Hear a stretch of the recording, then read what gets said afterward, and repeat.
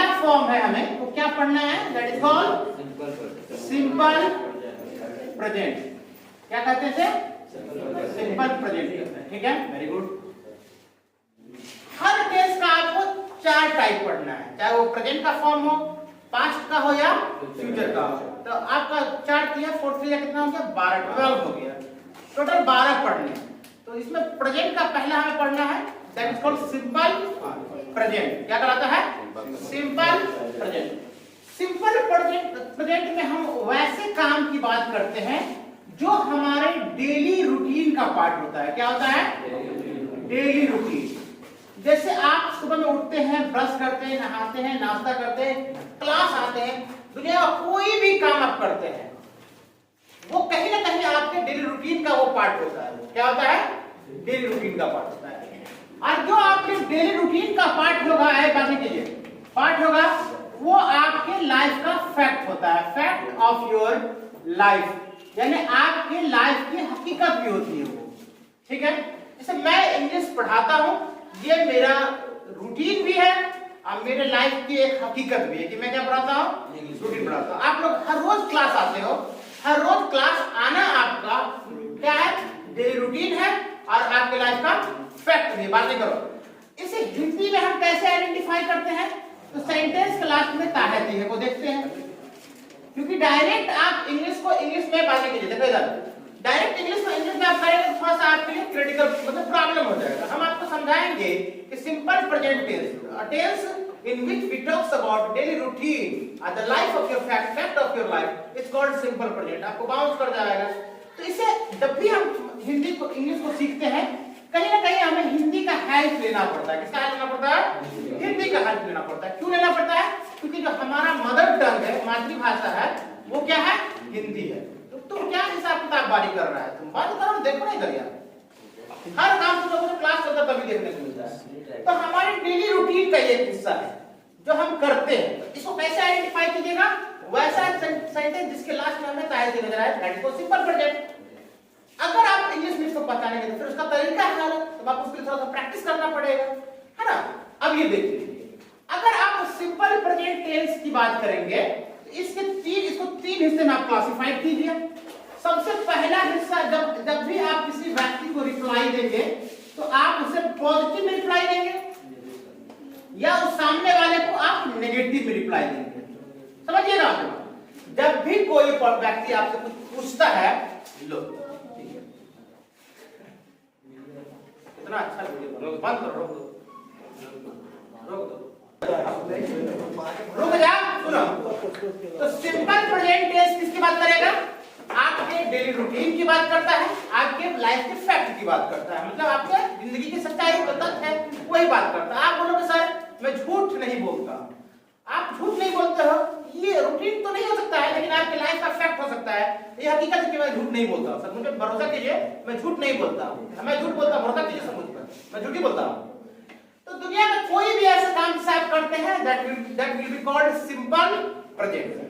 Positive की बात कीजिएगा तो स्ट्रक्चर क्या होगा, सब्जेक्ट सबसे पहले आएगा, चाहे आप पैटर्न देख लीजिए, कोई भी फॉलो करेगा, मैं सबसे मौखिक पूछूंगा भी, और सबसे लास्ट में किसका इस्तेमाल करेंगे, ऑब्जेक्ट का इस्तेमाल करेंगे। इस सब्जेक्ट और ऑब्जेक्ट के बीच में हमें क्या पुट करना होता है, वर्ब पुट करना होता है। तो वर्ब तो 2 तरह का होता है, हेल्पिंग वर्ब, लेकिन क्या सिंपल प्रेजेंट हेल्पिंग वर्ब लेता है, ये ग्रामेटिकली हेल्पिंग वर्ब को नहीं लेता है। तो आप किस वर्ब का इस्तेमाल कीजिएगा, या तो पहला इस्तेमाल कीजिए या तो पांचवा। वर्ब का जो फॉर्म क्लासिफाइड किया है ग्रामर, वो 5 तरह का किया है। आपको क्या बतियाता रहता है, जैसे बातें बतियाते हैं, तुम लोग का मन नहीं भरता यार, सीधा बैठो और डिसिप्लिन बैठो तुम लोग। वर्ब का पहला फॉर्म इस्तेमाल कीजिएगा, नहीं तो आप पांचवा इस्तेमाल कीजिएगा। किसका इस्तेमाल कीजिएगा, अरे 1 से लेके 2, 3, 4, 5 ही वर्ब तो होता है। गो आप पढ़े भी याद किए होंगे, गो, वेंट, गॉन, गोइंग, गोज, गो, वेंट, गॉन, गोइंग, गोज। तो या तो आप पहला इस्तेमाल कीजिए या तो आप पांचवा इस्तेमाल कीजिए, कोई एक ही इस्तेमाल करना है। इसका मतलब क्या होता है, ऑब्लिक मींस कोई एक इस्तेमाल कीजिए। तो V1 आपका बहुत बेसिक होता है, जिसे आप प्लूरल बोलते हो, वो वर्ब का पहला फॉर्म है। और S या ES लगाकर सिंगुलर बनाते हो ना, अरे देखो जैसे आप खाने का इंग्लिश क्या इस्तेमाल करते हैं, ईट, ये वर्ब का पहला फॉर्म है। और उसमें एस या ई लगा के जब बनाइएगा वो वर्ब का कौन सा फॉर्म हो जाएगा? पांचवा फॉर्म हो जाएगा। मैंने इसको आपको वर्ब में सिंगुलर प्लूरल करके बताया था। ईट वर्ब का पहला फॉर्म है, ईट्स आपका पांचवा फॉर्म है। अब V1 जो इस्तेमाल होगा वो किसके लिए इस्तेमाल होगा? तो ये बेचारा होगा फर्स्ट पर्सन के लिए। आप फर्स्ट पर्सन कौन? आई और वी, सेकंड पर्सन कौन? यू। अब ये जो थर्ड पर्सन रखा गया है वो रिजर्व रखा गया है सिर्फ और सिर्फ थर्ड पर्सन, और वो भी सिर्फ सिंगुलर के लिए। दुनिया का कोई भी ऐसा पर्सन अगर वो थर्ड है और अकेला है तो ही आप सिंपल प्रेजेंट में किसका इस्तेमाल कीजिएगा? V5 का इस्तेमाल कीजिएगा। किसका इस्तेमाल कीजिएगा? अकेला होना चाहिए। अगर एक से ज्यादा होगा थर्ड पर्सन, मैंने अभी बोला कि लोग मेरी इज्जत करते हैं, तो मैं बोलने वाला फर्स्ट, तुम सुनने वाला सेकंड, और लोग कौन पर्सन है? Third person. क्या वो सिंगुलर है? नहीं ना सिंगुलर, तो वहां पे क्या इस्तेमाल करेंगे? V1 का इस्तेमाल करेंगे। किसका इस्तेमाल करेंगे? हाँ, थर्ड पर्सन अगर बंदा प्लूरल है तो आप V1। सिंपली याद रखिए इस यूनिवर्स पर आपको जिसे भी सब्जेक्ट बनाना है आप बना दीजिए, कोई दिक्कत नहीं है। अगर वो थर्ड पर्सन सिंगुलर नहीं है तो V1 लेगा। दुनिया के सारे सब्जेक्ट के लिए किसका इस्तेमाल करना है आपको? वर्ब का पहला फॉर्म। और थर्ड पर्सन सिंगुलर के लिए किसका इस्तेमाल करना है?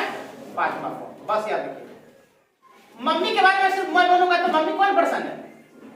मेरी माँ बहुत अच्छा, मैंने बोला, पराठा बनाती है, तो मम्मी थर्ड पर्सन सिंगुलर है तो किसका इस्तेमाल करेंगे? V5। अब मम्मी पापा दोनों के बारे में बोलेंगे कि मेरी मम्मी पापा दोनों बहुत अच्छा खाना बनाते हैं। अब यहाँ पे वर्ब का पहला फॉर्म हो जाएगा। जैसे मैं आपको जानता हूं, इसमें एक्स्ट्रा बहुत अच्छे से जान लीजिए, है ना? पहले नहीं जानता था, कुछ भी लगा दीजिए। मैं आपको जानता हूं, सब्जेक्ट हमारा कौन है? पर्सन कौन है? मैं खुद बोल रहा हूं, मैं बोलने वाला ही फर्स्ट पर्सन हूं। इसका इस्तेमाल करूंगा वर्ब का पहला फॉर्म। वर्ब हिंदी में बाद में लिखा था लेकिन इंग्लिश में, अरे आप जानना हिंदी में बाद में लिखिएगा और आपको क्या लिखिएगा? नहीं समझ में आएगा। हिंदी में वर्ब बाद में आता है और ऑब्जेक्ट पहले आता है, लेकिन इंग्लिश में वर्ब पहले आएगा, ऑब्जेक्ट क्या होगा? मैं कुर्ता पहने हुआ, मैं कुर्ता पहनता हूं, इसको मैं कैसे बोलूंगा? मैं कुर्ता पहनता हूं। कुर्ता पहले आएगा, पहनना कहां चला गया? पहनना पहले बोलूंगा। मैं पहनता हूं कुर्ता, मैं खाता हूं खाना, आप बोलते हो झूठ, नहीं लगेगा जिस टाइप से। तो आप पहले ऑब्जेक्ट को क्या कीजिए, बोल दीजिए, लास्ट में वर्ब को बोलिए। लेकिन इंग्लिश में पहले वर्ब आएगा, लास्ट में कौन जाएगा? ऑब्जेक्ट। तो आई फर्स्ट पर्सन, वर्ब का कौन सा फॉर्म लगेगा? पहला। तो आई, मैं आपको जानता हूं, जानना का इंग्लिश क्या होता है? नो। आई नो किसे? आपको। I know you. और आप मुझे जानते हैं, उसको उल्टा कीजिए।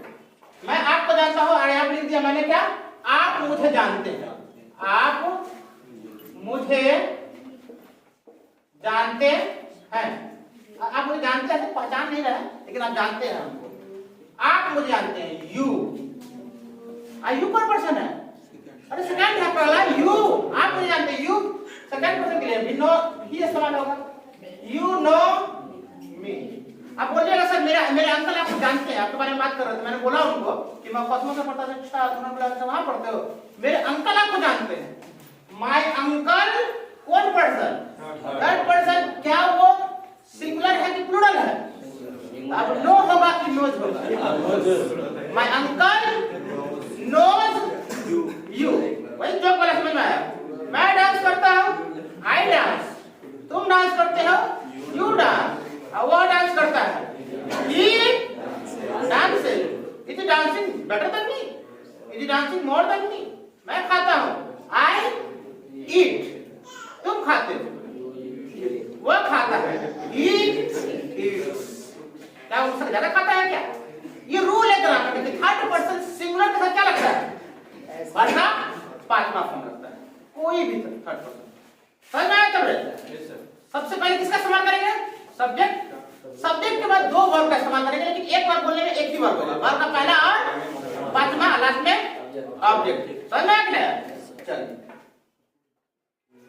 हर रोज मुझे कुछ स्टूडेंट्स कॉल करते हैं। सब्जेक्ट कौन है? हर रोज मुझे कुछ स्टूडेंट्स कॉल करते हैं। सब्जेक्ट कौन है?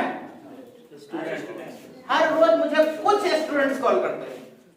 सिर्फ स्टूडेंट कुछ भी है, कुछ स्टूडेंट, कुछ छोड़ दोगे, हिंदी बोले कुछ, इंग्लिश बोले खाली स्टूडेंट, कुछ, the few students या some students। अब बताओ कुछ स्टूडेंट्स कौन पर्सन है? कुछ स्टूडेंट मुझे कॉल करते, थर्ड पर्सन क्या वो सिंगुलर है? नहीं है, प्लूरल है। तो थर्ड पर्सन सिंगुलर के लिए आप भी फाइल इस्तेमाल कीजिएगा, प्लूरल के लिए क्या इस्तेमाल कीजिएगा? सम स्टूडेंट्स कॉल मी कि कॉल्स मी। Very good. हमारा नेगेटिव का स्ट्रक्चर क्या होगा? तो नेगेटिव में आप सबसे पहले किसका इस्तेमाल करेंगे? सबसे लास्ट किसका इस्तेमाल करेंगे? ऑब्जेक्ट। अब जैसे आप शेर पालिएगा, शेर पालिएगा, शेर का चारा क्या दीजिएगा? उसको मांस चाहिए, मीट चाहिए, मीट चाहिए, बोलना है। अब मीट नहीं रहेगा, कहेगा कि आज परवल खा ले बेटा, आज गोभी से काम चला लो, आज आलू पराठा बना हुआ है, उसके मुंह में ना खून लग गया है, मांस चाहिए, नहीं होगा तुम अगर उसके पिंजरा में चलेगा तुमको खा जाएगा वो। तो सिंपल प्रेजेंट एक ऐसा टेंस है जिसको किसी भी कीमत में वर्ब का पहला फॉर्म या पांचवा फॉर्म चाहिए। अब नेगेटिव बनाने की बात कीजिएगा तो पॉजिटिव में तो बिना हेल्पिंग वर्ब के बन गया। जैसे नेगेटिव में आएगा दांत चिढ़ देगा, खिसोड़ देगा ना भाई तुम हमको दो ला करके क्या। घर में आपका छोटा भाई अगर होगा, बच्चा एकदम छोटा वाला भाई या भतीजा होगा, कोई आइसक्रीम मान लीजिए घर में आया, कुछ ऐसा कोई सामान आया, आपका हिस्सा खा गए, तो आप सियाने हैं, आप समझदार हैं, आप कोई बात नहीं। अगर वो छोटा बच्चा का हिस्सा खा गया ना, उन्होंने जाता है आज छोटा बच्चा तो पता ऐसे चिट्टा गिरता है, सॉरी चिट्ठी गिरता है, जाता है उसको हम ना अब बेचारा माँ बाप कहीं से बेचारा को ला करके उसको देता है, नहीं तो पूरा उल्टा उलट पुलट के सब फोड़ लेगा। क्या है कि वो समझदार नहीं है। सिंपल प्रेजेंट टेंस का पॉजिटिव फॉर्म समझदार था, ये बिना हेल्पिंग वर्ब बन गया। जैसे नेगेटिव में आएगा आपको रख देगा द हेल्पिंग वर्ब, रख देगा द हेल्पिंग वर्ब। हम बिना हेल्पिंग वर्ब नहीं करने वाले, जो बात है समझ में। तो समझाऊं तो जब हम गोश्त पराठा खिले तो हम ना जाबला तो चलो गोश्त पराठा खिलाओ, पराठा होता रहता है। तो वही चीज है, इसको भी हेल्पिंग वर्ब चाहिए। अब मसला खड़ा हो जाएगा कि पॉजिटिव में आपने किसी हेल्पिंग वर्ब का इस्तेमाल नहीं किया, इज एम आर ना वाज वर ना, कहते हैं जिसका कोई नहीं इसका ऊपर वाला होता है। इस समय में अवतार लेंगे कौन? बोले बेटा तुमको चिंता नहीं करना है, हम कोई नहीं हेल्प करेगा, हम हेल्प करेंगे, हम हैं जिंदा, अभी तुम्हारे अब्बू जान जिंदा है। डू डज आएगा, और डू और डज में किसका इस्तेमाल करेंगे हम? नॉट। बिना नॉट लगाए नेगेटिव नहीं हो सकता, कल ही बताया था मैंने इसको। डू को में नॉट लगाएगा डू नॉट, डज में नॉट लगाएगा। ये यहाँ पर किस लिए आ रहा है? हेल्पिंग वर्ब के लिए आ रहा है कि मेन वर्ब के तौर पे आ रहा है? बेचारा को कोई बिना हेल्पिंग वर्ब का नेगेटिव बनेगा ही नहीं बनेगा, इसलिए मजबूरी में आपको किसका इस्तेमाल करना है? डू या डज। इमरजेंसी कोटा के लिए समझ आ रहा है? नहीं आ रहा? आपको जो जहां पर कोई हेल्पिंग वर्ब काम नहीं है, वहां पर नेगेटिव बनाने के लिए किसका काम करेंगे? Do does. ये एक नहीं 1000 टाइप का सेंटेंस बनेगा, आप इस्तेमाल कीजिएगा। लेकिन क्या आप भूल गए कि डू डज हेल्पिंग वर्ब है, साथ में कौन वर्ब है? मेन वर्ब भी तो है ना। डू का मतलब होता है कुछ काम करना। अब बताइए अगर ये मेन वर्ब अगर है तो डू वर्ब का कौन सा फॉर्म होगा, पहला कि पांचवा? काम करके बता दीजिए। एस या एस लगता है तब ना पांचवा होता है रे। हां डू वर्ब का पहला फॉर्म होगा और डज वर्ब का कौन सा फॉर्म होगा? पांचवा फॉर्म होगा। Very good. तो डू में नॉट लगा दीजिए, शॉर्ट फॉर्म में से क्या बोलिए? और डज में नॉट लगा दीजिए, शॉर्ट फॉर्म में क्या बोलिए? डजंट। ये डू वर्ब का कौन सा फॉर्म है? अगर आप हेल्पिंग वर्ब के तौर पर, लेकिन अगर मेन वर्ब के तौर पर देखिएगा तो वर्ब का कौन सा फॉर्म है? पहला। और डज वर्ब का कौन सा फॉर्म है? पांचवा। अब यहाँ पर वर्ब का कौन सा फॉर्म आएगा, पहला कि पांचवा? अब यहाँ पर सिर्फ और सिर्फ वर्ब का कौन सा फॉर्म आएगा? पहला। पांचवा रिपीट नहीं होगा। ग्रामेटिकल रूल है कि वर्ब का पहला फॉर्म रिपीट हो सकता है, ना तो दूसरा बार दोबारा रिपीट होगा, एक बार आएगा दोबारा V2 नहीं आएगा, ना V3 आएगा, ना V4 आएगा, ना V5 आएगा। V1 दो बार रिपीट हो सकता है, लेकिन V5 दो बार रिपीट नहीं सकता है। अब यहाँ से आपको कंफ्यूजन एकदम दूर हो जाएगा। अब कोई अंधा बच्चा भी हमको बता सकता है जिसको पॉजिटिव मालूम है कि V1 का इस्तेमाल हम फर्स्ट पर्सन सेकंड पर्सन के लिए करते हैं, आप V5 का इस्तेमाल किसके लिए करते हैं? सिर्फ थर्ड पर्सन सिंगुलर के लिए। तो कोई भी बच्चा बोलेगा कि सर डोंट डू से बना है यानी V1 है, तो इसका इस्तेमाल फर्स्ट पर्सन और सेकंड पर्सन के लिए होगा, और डजंट का इस्तेमाल थर्ड पर्सन किसके लिए होगा? सिंगुलर। किस लिए? क्योंकि डज वर्ब का कौन सा फॉर्म है? ऐसे नहीं याद होगा तो कैसे याद होगा? आप कैसे कैसे बताया जाए आपको? डोंट या क्यों EMR नहीं आया? क्यों वाज वर नहीं आया? क्योंकि ईड EMR सब अलग अलग टेंस में इस्तेमाल होने वाला है, इसका हेल्प करने के लिए नहीं आएगा। डू डज को रखा ही इसलिए गया है ग्रामर में सेपरेट करने। स्पोकन इंग्लिश में, स्पोकन इंग्लिश में बहुत सारे ऐसे स्ट्रक्चर्स होते हैं जो बिना हेल्पिंग वर्ब के सिंपल प्रेजेंट के स्टाइल में बनता है। उसका नेगेटिव किससे बनता है? डू या। आपको दिक्कत है? दुनिया के सारे पर्सन के लिए आप डोंट लगाइए, छोड़ दीजिए, इतना याद रखना कि फर्स्ट सेकंड सब के लिए डोंट। संदर्भ का और डजंट किसके लिए? संदर्भ का समझते हो ना? दावत मिलता है तो पूरे विद फैमिली नाम में सब क्या बोलते हैं? संदर्भ का दावत। संदर्भ के है एकदम गड़बड़ के है, समझ में? हाँ, अब बताइए सर, वह आपको नहीं जानता है।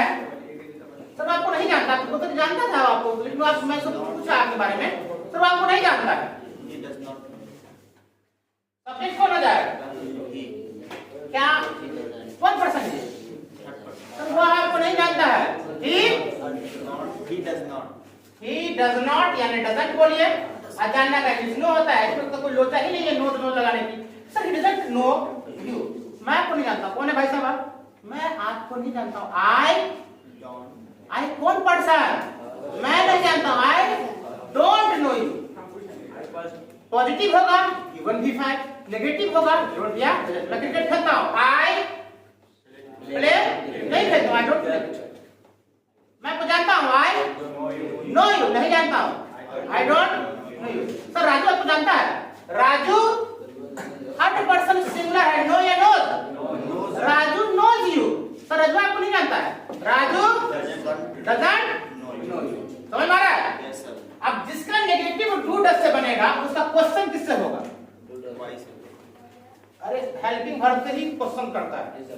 बेचारा हेल्पिंग वर्ब यहाँ पे हेल्प करने के लिए आया, इसी को बाहर निकाल के क्या कर देना है? डू या does plus subject plus V1। Do verb का कौन सा फॉर्म है? डू वर्ब का कौन सा फॉर्म है? कौन फॉर्म है? डज पांचवा। V1 कौन पर्सन के लिए इस्तेमाल करते हैं? V1 first second. V5 third person singular number. Mummy किसी से इस्तेमाल करना हो तो डू का इस्तेमाल करेंगे, डज का इस्तेमाल करेंगे नेगेटिव बनाने के लिए। डज का।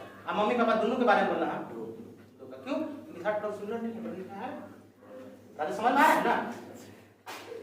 फर्स्ट सेकंड पर्सन के लिए किसको बाहर करेंगे? डज का इस्तेमाल किसके लिए करेंगे? Third person. क्या आप फ्राइडे को नहाते हैं? क्या होगा बोलो?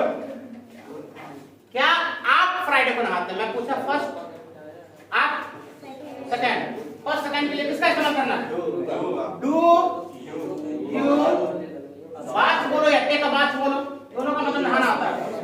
Do you take a bath on Friday? बोलेगा हाँ सर मैं फ्राइडे को नहाता हूँ, पॉजिटिव की नेगेटिव? मैं फ्राइडे को नहाता हूँ, आपका जवाब पॉजिटिव की नेगेटिव है? पॉजिटिव। क्या होगा? आई एक सेकंड मैंने बोला आप बोले तो हाँ, मैं फ्राइडे को नहाता हूँ, क्या हो जाएगा? मैं फ्राइडे को नहाता हूँ, आई